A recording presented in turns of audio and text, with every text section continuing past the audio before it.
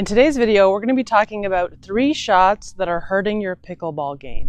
And if you're doing any one of these, then there's a really good chance it's preventing you from getting to that 4.0 and beyond level, and just generally preventing you from being the player that you know you can be. I'm Nicole Havlicek. This is PrimeTime Pickleball. Let's dive into today's topic. Missing one of our videos is like missing an easy put-away. Don't let that be you. Subscribe now. Shot number 1 that we're going to be talking about today is the bad speed up. Now there's several different reasons that a shot may be considered a bad speed up, and we're going to go over some of the biggest examples today that I see happening out there on the courts. One example of a bad speed up is a red zone speed up, so a red zone attack. Now what is the red zone? The red zone is just generally the area from your knee and below. So if you're making contact below that point, no matter where you are in the court, if you're in the transition zone or up at the non-volley zone line, especially if you're up at the non-volley zone line, if you're making a low contact, that net is really in the way, so you have to hit up, but also further back from the transition. If you're hitting a low contact, then you have to be hitting up, and that typically puts you at a disadvantage because then your opponents have high contacts with which they can hit down at you or away off the court, and it puts them in the driver's seat of the point when they have a high contact. So that's a situation that you're going to want to avoid, because most of the time that's going to be hurting your game. Another example of a bad speed up is an out of position speed up. So what does that look like? That means that you're speeding it up from a position where for the very next shot that comes back, you and your partner do not have the court well defended from that next shot coming from your opponent. So the way this typically looks is that you get pulled off the court a bit, and you're then hitting an attacking shot, a driving ball that you may be trying to overwhelm them with pace or get it by them, and they are able to just redirect it into the gap or to whatever area that you or your partner have now left open on the court. So maybe they did the out of position speed up or you did it, but you're separated somewhat. There could be a gap in the middle, or you're squeezed together somewhat, and there could be a gap on one side or the other in the court, and your opponent just kind of takes your pace and blocks it firmly back that way, and the point is over. That's another example of a bad speed up.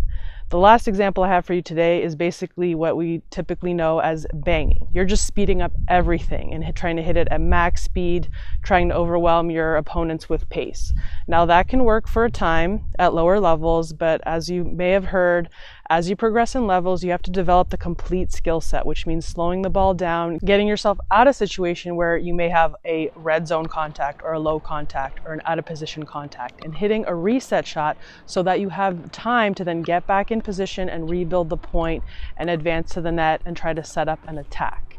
If you're hitting everything at max speed, then you're almost certainly hitting bad speed ups, low contacts, and out of position, and other things. So that hitting everything hard strategy, as I said, will only work up until a certain point. You're going to need to get out of that, because if you're hitting everything hard, then there's a really good chance you're hitting a bad speed up once or probably repeatedly throughout the point, putting your team at a disadvantage because you're giving your opponent high contacts. If they can't handle that pace, great, but at higher levels, they can, and they're going to make you pay for that. So you really need to stop doing the bad speed ups in general if you want to progress to higher levels of play in pickleball. As helpful as we think the tips we're sharing in today's video are, there's more to achieving success on the doubles court. Want a complete A to Z step-by-step blueprint for playing winning doubles pickleball? Check out our dominating doubles system today. Go to doublessystem.com to learn all about it. The next shot that we're going to be talking about today that could be hurting your game and preventing you from getting to those next levels is what I call the one-trick pony shot. Now this shot is a bit of a double-edged sword, because one-trick pony typically means you're overly reliant on your weapon, whatever that is, and typically it's a strong forehand. Now, having a strong forehand is certainly great, but it's not good if you're using it to the exclusion of all other things, like you're avoiding your backhand entirely and you're running around it, putting yourself way out of position to hit that big forehand that you like. The forehand itself is great, but the fact that you're using it at the wrong times is the problem. So you really need to develop yourself into a complete, well-rounded player if you hope to ascend up the pickleball ladder. And in addition to that, and really side by side with that, is that if you only have one way to deal with any situation, like you're hitting a forehand on anything and everything, then you become highly predictable. Your opponents know what's coming. They know that you are trying to hit a forehand all the time, and they're going to strategically use that against you. They will find ways to get to your backhand, and that's going to create a big problem for you if now they're getting there and you just can't do anything with that. All of a sudden, your one-trick pony shot is ineffective because they're preventing you from hitting it. Good players at higher levels are going to be able to do that. So the one-trick pony shot is great to have it, but you need to be making sure that you're looking at your whole game and developing yourself into a complete player so you can deal with all situations. So don't be overly reliant on your one big weapon. It's not going to work. You need more than one way to deal with a situation, because you're going to come out with your plan A, and they may have a good plan A to counter what you're doing with your plan A. So you might have to adjust strategies. And if that strategy involves you needing to be able to hit a backhand and you don't like it, well, that's going to be a problem. So that's why the one-trick pony shot could be preventing you from getting to higher levels that you want to be at. Look at your entire game, assess all the skills that are needed in pickleball, and proceed accordingly. If you don't like your backhand, work your backhand. You're not confident in your drop, work your drop. The obstacle is the way to get better. So don't ignore it. Have fun with your weapons, but add to your game so you're constantly improving your skill set and your arsenal to be able to do some damage out there on the court and win more. If you're enjoying this video, please go ahead and hit that like button and subscribe to this channel, and also hit that notification bell icon so you can be notified anytime we release a new video. Now, the third type of shot that we're going to be talking about today, and I see many players doing it. It's a very common problem in pickleball. We all have to reel ourselves in at times. It's that shot where you're just going for too much. That shot, whether it be one or more, that you just don't have full command of, and you're trying to use it in competitive play and things are not going well. Because it only takes one missed shot to lose the point. So if you're going for these shots continuously that you do not have command of, that's a quick way to be losing a lot of points in a row and going downhill quickly in the game. If you want shots, you need to put the time in to develop them. And yes, in play, you need to be pushing the range of your skill set, like pushing up against the edge, against the envelope of it. But you don't want to be going way outside of your range. And that's what I'm talking about here. It's not the shot where you're experimenting and you're pressing your skills a little bit, you know, working at the edges to see what you can do.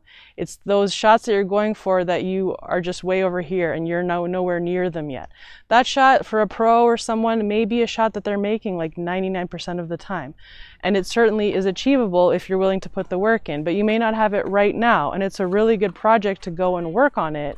But if you don't have it, then you're going to have to go with something that you know you can reliably make 8 or 9 out of 10 times even. Because in pickleball, it takes a lot of shots often to win the point.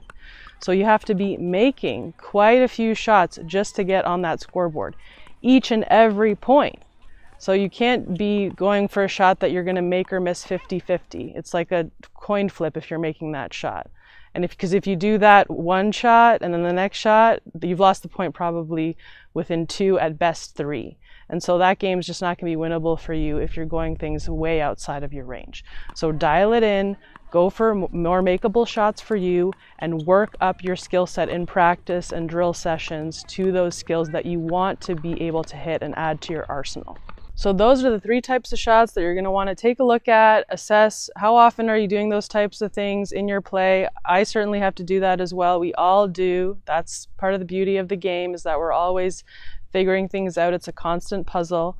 And if you're doing one of these 3 things, then it really is hurting you from getting to those higher echelons of play. Reel it in, get on track, have a plan for yourself, and go from there. And don't forget to have fun while you're doing it, because at the end of the day, it's a great sport that we want to be having fun with and seeing how good we can get.